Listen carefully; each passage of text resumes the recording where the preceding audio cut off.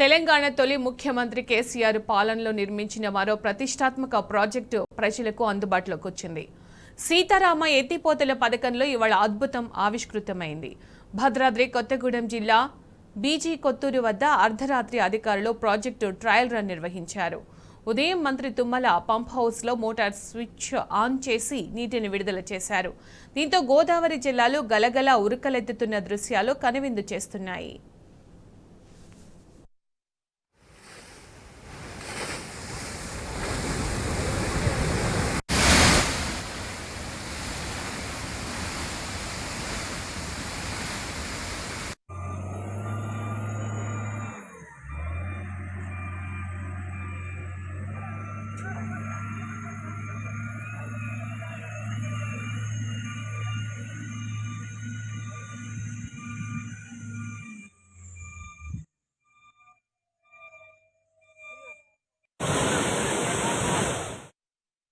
అన్నిటికన్నా ప్రధానమైంది ఈ జిల్లాకు అన్నం పెట్టేది మనకు చాలా ముఖ్యమైనటువంటిది ఇక్కడ జరుగుతున్నటువంటి సీతారామ ప్రాజెక్ట్.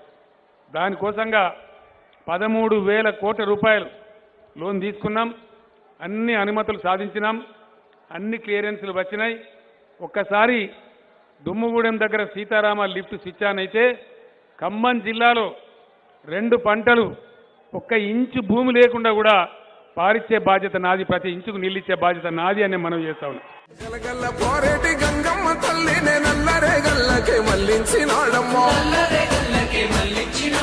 కాళేశ్వరము తోటి లక్షల